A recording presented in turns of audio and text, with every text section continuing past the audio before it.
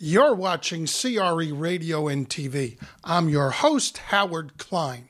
You know, for many years, Loopnet has dominated the commercial real estate listing market. There have been quite a few competitors out there who've been looking to cut out their own little share of the market, including our sponsors, the Broker List and Quantum Listing. But there hasn't yet emerged a dominant player to truly challenge Loopnet. During this interview with Todd Gladis, Senior Vice President of Communications for 10X, formerly known as Auction.com, I get to speak to Todd about a whole bunch of new changes that they've made that has turned 10X into a platform that's not just for auction services. As a matter of fact, they've added a bunch of new services that are intended to help brokers, sellers, and buyers in the more traditional commercial real estate sales and leasing transactions. The interesting thing was it wasn't until I interviewed Todd, and during the interview, did I realize that maybe, just maybe, they were moving towards creating a dominant listing platform that will finally challenge Loopnet. That'll be interesting. We'll be right back after these messages.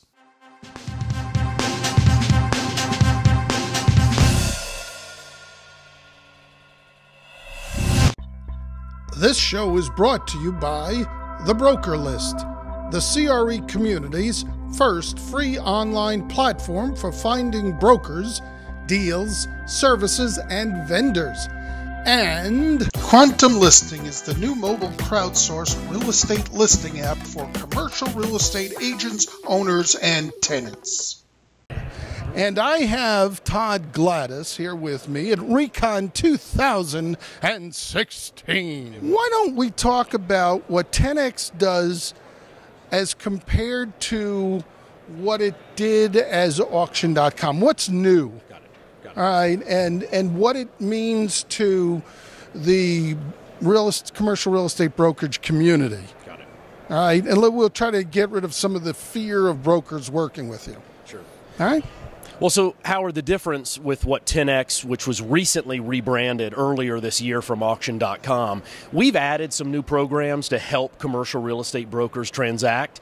We always had our auction platform, but now we're offering ways non-auction to transact for real estate brokers. Very similar to what they do now, offers, counteroffers, LOIs, but that whole process is online now for them to manage offers and to counter offers and to see what buyers want to pay. It's all online, but very similar to what they do now. All right, so it's not part of your program now is it has the auction part and then it has the non-auction part, correct? Correct. What does that mean to the brokers? I mean, why would the brokers use your non-auction platform? Great question. We are a platform for market makers, and brokers are those market makers.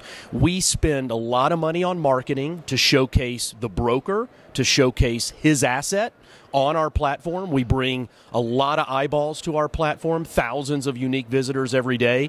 And so our job is to create a marketplace for that broker's asset.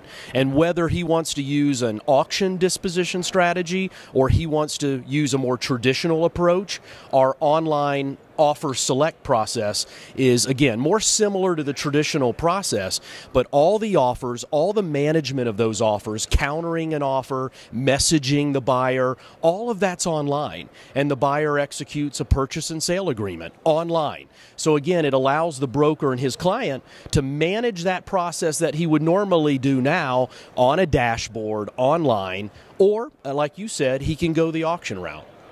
One of the things that I recall about using Auction.com as part of the auction process was the fact that a lot of the due diligence documents are available right away. And in order to do an auction, they have to be available. Otherwise, the system really wouldn't work. If it has to, instead of closing a deal in 30 days, you have to give 6 months, it ain't going to happen. Right. So is that same document due diligence available? It is. So you're right on point there. For an auction process, we like to have all the due diligence material up front because it's a date-certain auction, so the buyers need to see that to underwrite it properly. If they're going the offer select route, the more traditional approach, the buyer and the seller basically can negotiate a due diligence window, 7 days, 10 days, 15 days. So after the purchase and sale agreement's executed, they have a certain amount of time stipulated to review the due diligence. It's basically a due diligence contingency, just like they would right now. They can agree to a financing contingency. So we make the terms very simple for the parties to negotiate online. So let's assume for the moment I'm Mr. or Ms. Broker, and I go to your site. What are you going to give to me? And how much does it cost me? Great question. So we spend a lot of money to market that broker and his deal. We're the largest advertiser in the Wall Street Journal. We do a lot of digital drip campaigns. We're advertising overseas in China on July. We're doing a lot to promote the broker and his deal. It does. Let me stop you there a second. You sound like Donald Trump now. I do a lot. Trump 2016. Trust me. Trump tie. I do a lot for you. Trust me. I'll do a lot for you. We will make brokers great again. I love it. I love it. All right. So let's just stop a second. Sure. So you're going to do great things for me, but what does that mean for me? You're going to take my name, Howard Klein, and you're going to put it on the Wall Street Journal? I think not. We would.